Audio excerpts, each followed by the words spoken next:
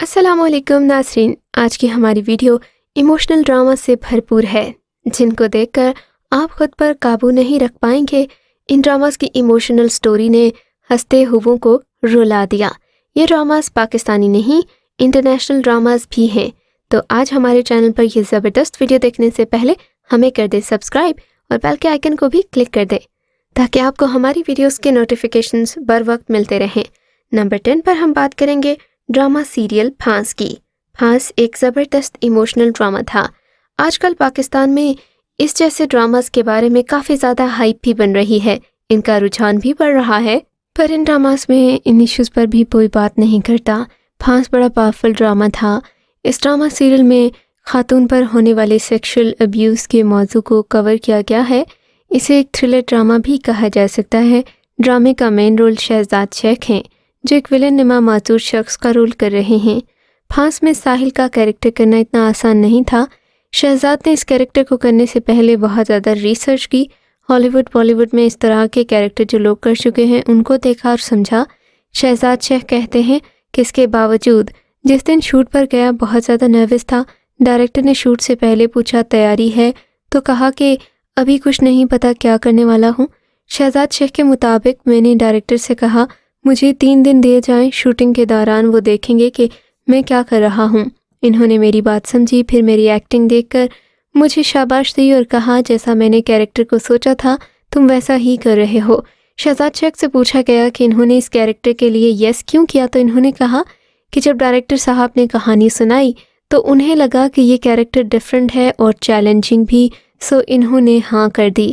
Drama serial the father بہت ہی زبردست drama تھا۔ دی فادر ایک ایموشنل ڈرامہ فلم ہے۔ دی فادر ایک بوڑھے آدمی کی کہانی ہے جو اپنی میموری کھو دیتا ہے۔ ایموشنل ڈرامہ ہے باپ اور بیٹی کے لو ہیٹ تعلق کا۔ بیٹی خجل خوار ہو رہی ہے مگر ابا جی کو ذرا بھی احساس نہیں، بس چھوٹی بیٹی کو یاد کرتے رہتے ہیں کہ وہ بیسٹ تھی پر ماں پر گئی ہے، کسی کام کی نہیں۔ اس سب میں ایک سین بہت ہی زیادہ سینٹی کر گیا جب اینتھنی کچن سے چکن لینے جاتا ہے، بیٹی کے کندھے پر ہلکا سا ہاتھ رکھ کر گزرتا ہے جیسے کہ کہہ رہا ہو thank you, you are the best. ایک اور بھی بہت ایموشنل سین ہے فزیکل ابیوز کا جسے دیکھنا بہت ہی زیادہ ٹرامیٹائزنگ تھا۔ 90 منٹ کی فلم ہے اور ہر سین میں اینتھنی ہاپکنس نے جان ڈالی ہے۔ نان ایموشنل ہو کر ایموشنل کیریکٹر نبھانا کیا بات ہے۔ نمبر 8 پر ہے ڈرامہ سیریل سنم ایک ایموشنل سٹوری ہے۔ آپ دیکھیں گے کہ روز روز کے لڑائی جھگڑے اور گھر کے خراب ماحول میں پروان چڑھنے والی اولاد اپنے اندر بے شمار محرومیوں اور خامیوں کے سمندر کو سمیٹے ہوتی ہے۔ اگرچہ اولاد کی پرورش، تعلیم و تربیت کی ذمہ داری والدین کا اولین فریضہ ہے، مگر جب والدین اپنی ذمہ داری سے نگاہ چرا کر اپنی ذات کو ترجیح دیتے ہیں تو ان کے باہمی اختلافات کی آگ ان کی اولاد کے قلب کو جلا کر خاک کر دیتی ہے۔ والدین کی طرف سے ملنے والی ناقدری ان کی شخصیت میں خالی پن کی کئی دراریں چھوڑ دیتی ہے جن کو بھرنے کی ناکام کوشش میں اولاد ساری زندگی خوار ہوتی ہے۔ ذہنی انتشار سے متاثر ایک نامکمل شخصیت کی عکاسی کرتا ہے کہ اہم کیریکٹر آئلہ یعنی کہ حریم فاروق کا ہے جو کہ ڈرامہ سیریل سنم کا بنیادی عنوان ہے۔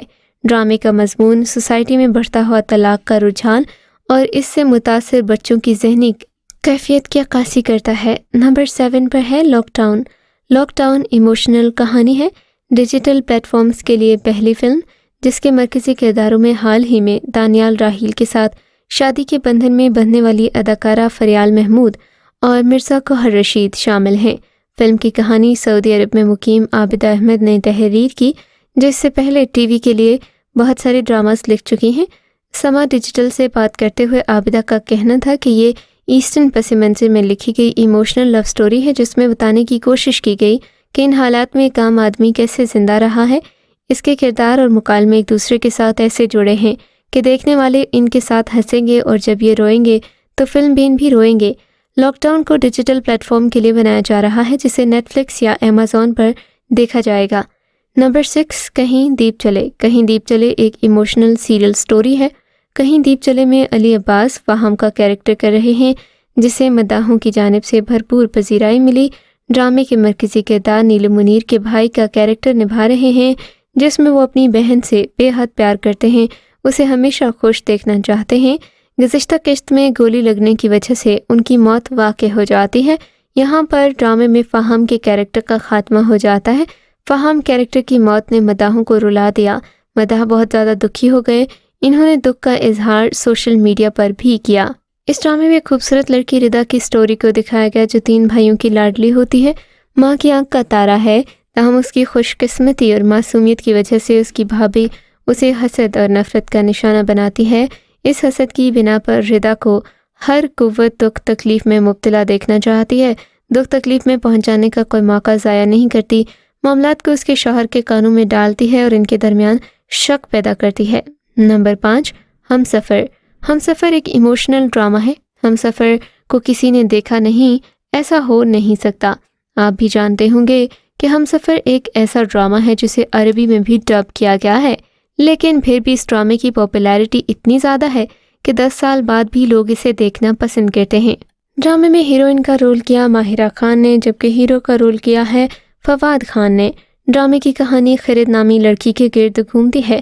اس کی شادی اپنے کزن اشر سے ہوتی ہے۔ اشر کی والدہ اس رشتے کی مخالف تھیں، مگر شوہر کے ہاتھوں مجبور تھیں۔ وہ اشر کو خرد سے دور رکھنا چاہتی ہیں، نہ چاہتے ہوئے بھی اشر کو خرد کو چھوڑنا پڑتا ہے، لیکن تقدیر انہیں ایک اور فیملی ممبر حریم کے ہمراہ پھر ایک دوسرے کے سامنے لے آتی ہے اور انہیں ایک بار پھر اکٹھا کر دیتی ہے۔ نمبر 4، ڈرامہ ذرا یاد کر۔ ذرا یاد کر ایک ایموشنل ڈرامہ ہے۔ کہانی مہنور، وقار اور عظمیٰ کے گرد گھومتی ہے۔ مہنور اور ہادی نکاح کے بندھن میں ہیں۔ ہادی مہنور سے بے انتہا محبت کرتا ہے، مگر جائز باتوں میں روک ٹوک بھی کرتا ہے، پر وہ بھی نہایت محبت کے ساتھ۔ مہنور کو ہادی کی محبت اور اس کی حدود گھٹن لگتی ہے۔ ہادی عظمیٰ کے مالک مکان کی بیٹی ہے اور ہادی سے محبت کرتی ہے، پر ہادی نے کبھی اس کی حوصلہ افزائی نہیں کی۔ اسی دوران وقار نامی ایک بہت ہی چارمنگ پرسنالٹی کا مالک وقار مہنور کے پڑوس میں آتا ہے۔ مہنور سے راہ و رسم بڑھا لیتا ہے۔ مہنور کو احساس ہوتا ہے کہ وقار کھلے ذہن کا آدمی ہے، تو وقار کی پرسنالٹی سے بے خبر ہو کر وہ ہادی سے خلا لینے کے در پہ ہو جاتی ہے۔ نمبر 3، نور جہاں۔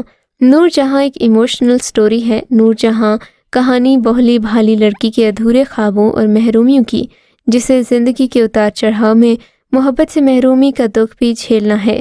نور جہاں کی معصومیت اور سادگی سے متاثر نوجوان سلمان اس سے محبت کرنے لگتا ہے اور نور جہاں کو شادی کی پیشکش کرتا ہے۔ نور جہاں سلمان کے جذبات کی پرواہ کیے بغیر اس کا رشتہ ٹھکرا دیتی ہے، جبکہ نور جہاں کی ماں سلمان کو نور جہاں سے دور کرنے کے لیے اس کی منگنی کسی اور سے کر دیتی ہے۔ سلمان اسے اپنی بے عزتی سمجھتے ہوئے نور جہاں کی منگنی کی تقریب میں ہنگامہ کر دیتا ہے، جس سے منگنی ختم ہو جاتی ہے۔